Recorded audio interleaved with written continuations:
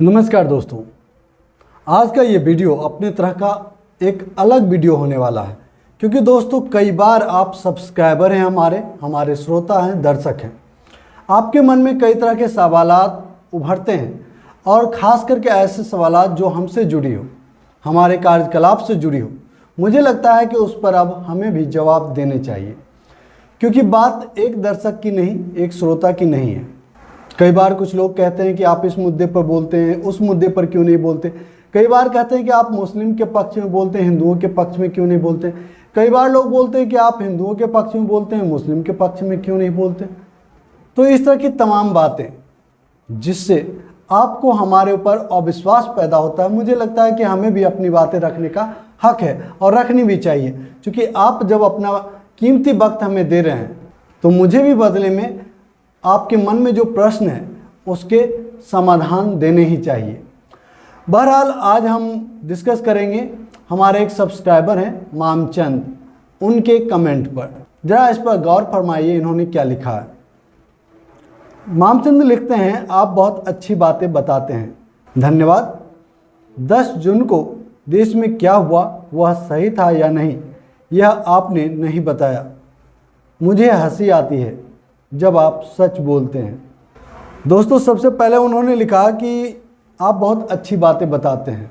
मुझे नहीं पता ये बातें कह के आप मेरा मनोबल बढ़ा रहे हैं या हम पर हंस रहे हैं, क्योंकि इस बात को आपने लिखा भी है कि आपको हंसी आती है जब मैं सच बातें बताता हूँ। दोस्त मामचंद, मुझे नहीं पता कि आपकी उम्र क्या है। मैं दोस्त कह लेता हूँ, बड़ा भाई कह लेता हूँ आपको, आप बुरा नहीं माने। लेकिन आपने जब कहा कि हंसी आती है तो मैं आपकी हंसी को अपने ऊपर मजाक के रूप में नहीं लेता। मैंने आपके कमेंट में लिखा भी कि आपको हंसी आती है, इसका मतलब आप खुश हैं। आपको हमारी बातों से खुश होने का एक कारण तो मिला, चाहे आप मेरा मजाक उड़ाकर ही खुशी हो रहे हैं। कोई बात नहीं, मैं आपके दुख का कारण तो नहीं बना और चाहता भी नहीं। रही बात आपने लिखा कि 10 जून को क्या हुआ था इसके बारे में क्यों नहीं बताते, वह सही था या गलत आपने नहीं बताया, मुझे हंसी आती है।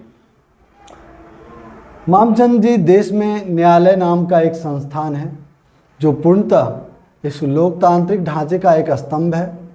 न्याय व्यवस्था देश भर में शांति व्यवस्था कायम रखने के लिए बहुत बड़ी भूमिका निभाती है और हम सबको किसी भी घटना के लिए न्यायालय पर भरोसा रखना ही चाहिए। याद रखिए, न्यायालय में तमाम सबूतों और गवाहों के जो जांच परख होते हैं, उसके बाद जो फैसले आते हैं उससे लोगों का देश की न्यायालय पर, देश की सरकार पर और देश की लोकतांत्रिक व्यवस्था पर विश्वास जगती है और देश मजबूत होता है। लेकिन जिस तरीके से आज की सरकारें न्यायालय को कमज़ोर करने के लिए अपने संवैधानिक पद का दुरुपयोग करके, पावर का दुरुपयोग करके उसकी ताकत को बाईपास करने की कोशिश करते हैं, चाहे वह NSA हो या फिर गुंडा एक्ट हो। आपको पता है ना, जिस कानून के छांव में आज उत्तर प्रदेश सहित देश के अलग अलग, खास करके भाजपा शासित प्रदेशों में जो बुलडोजर गरज रहा है, वह कहीं से भी जनहित में, आपके हित में, हमारे हित में हो ही नहीं सकता। आपकी जानकारी के लिए बता दूं कि तमाम राज्यों की सरकारें जो बुलडोजर को ज़्यादा ही महत्व दे रहे हैं, बजाय न्यायालय में मामलों को सुलझाने के, बुलडोजर पर उनका भरोसा बढ़ा है। और जिस तरीके से वो आए दिन बुलडोजर की वकालत करते हैं, इससे कहीं ना कहीं हमारी न्याय व्यवस्था कमज़ोर हो रही है, उस पर लोगों का भरोसा टूट रहा है। ऐसे में उस विश्वास को बनाए रखने के लिए सुप्रीम कोर्ट के 3 पूर्व जज और देश के 3 अन्य हाईकोर्ट के पूर्व जजों सहित 12 लोगों ने CJI को पत्र लिखकर इससे अवगत कराया और स्वतः संज्ञान लेने का निवेदन किया है।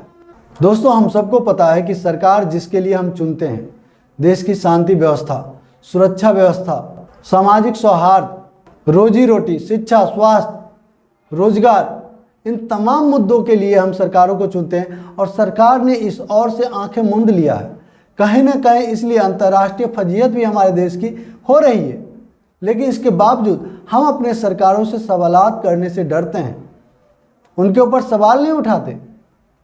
अजीमो शान सहसा, एक ही तो भारत का प्रधानमंत्री हुआ जिसने अवतार लिया है। अब तक तो सभी प्रधानमंत्री माँ के उदर से जन्म लेते थे। ये पहले प्रधानमंत्री हैं जो ऊपर से टपके हैं। भला इन पर सवाल कैसे कोई उठा सकता है।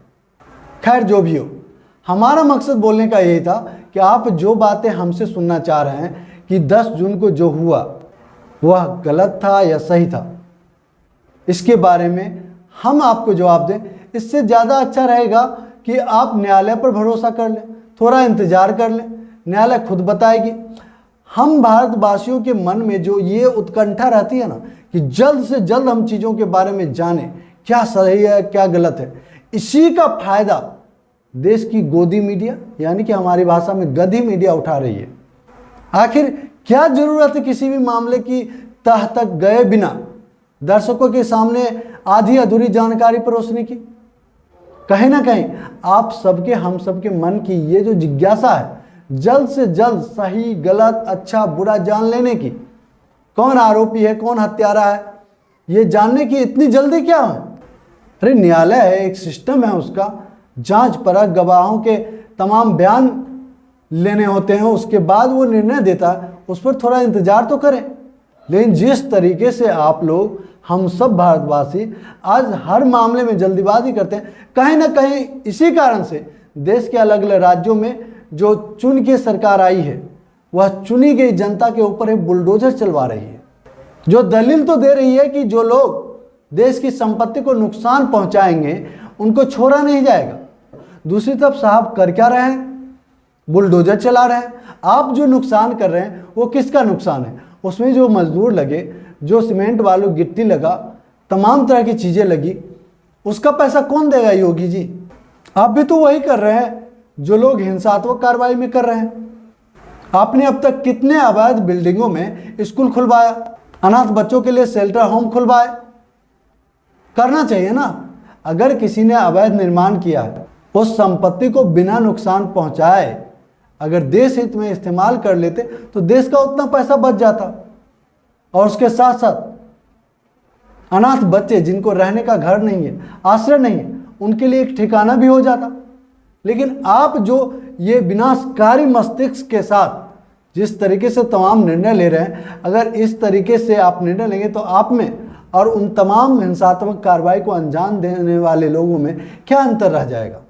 और पहला तो ये भी नहीं पता कि वो सच में अपने लोकतांत्रिक मूल्यों का इस्तेमाल किया है या फिर दुरुपयोग किया है। ये तो हम आप तय नहीं करेंगे योगी जी और अंधभक्तों, ये तय करना तो न्यायालय का काम है, उस पर छोड़ दीजिए।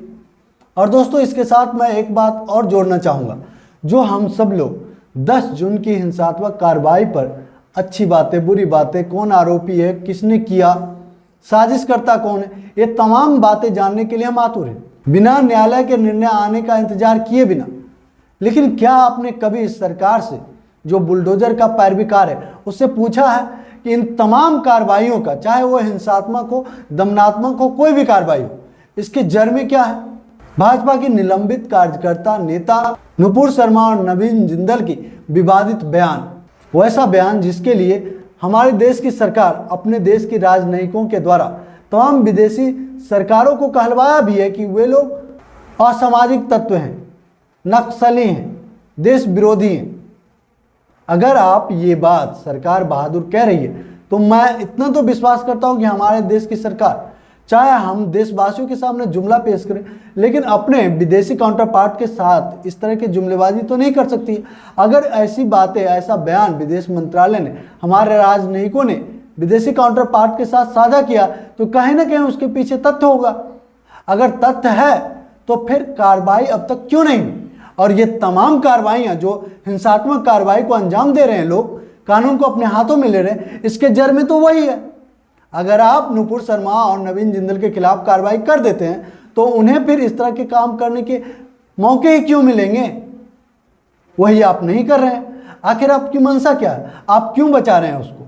दोस्तों हम सब ने इस देश की सरकार चुने हैं तो हमें ईमानदारी से उनकी जिम्मेदारी भी तय करनी होगी, उनसे वो तमाम कार्य लेने होंगे जिसके लिए हमने उन्हें वो सत्ता सौंपी है। बस दोस्तों यही कहना था, यही बातें मैंने मामचंद जी को कमेंट में भी लिखा, और मुझे लगता है कि जो दलील मैं अभी दे रहा हूँ ये तमाम बातें मैंने वीडियो में भी करा है, हाँ छोटे स्तर पर करा है, लेकिन मैंने इस बात पर जोर दिया है कि इसके जड़ में क्या है। हिंसात्मक कार्रवाई जिसने भी किया उस पर कार्रवाई होनी चाहिए, लेकिन बुलडोजर कार्रवाई नहीं होनी चाहिए। न्यायालय के द्वारा सजा मिले, आप सजा देने वाले कौन है? आपको कौन सा अधिकार दिया? आपको जो अधिकार मिला आप तो वो करते नहीं हैं,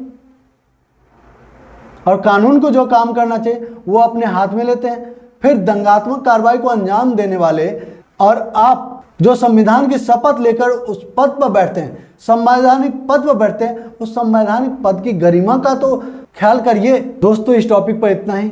अगर हमारी बातें आपको अच्छी लगी, सच्ची लगी, तो हमारे वीडियो को लाइक करें, शेयर ज़रूर करें, और हमारी कोई बात अगर आपको बुरी लगी तो मैं चाहता हूं कि आप बुरा मान लें, क्योंकि आप अगर मेरी बातों को बुरा मानेंगे तो कहीं ना कहीं आपकी आंखें खुली होगी, तभी आप किसी के अच्छा और बुरा होने की बात कर सकते हैं।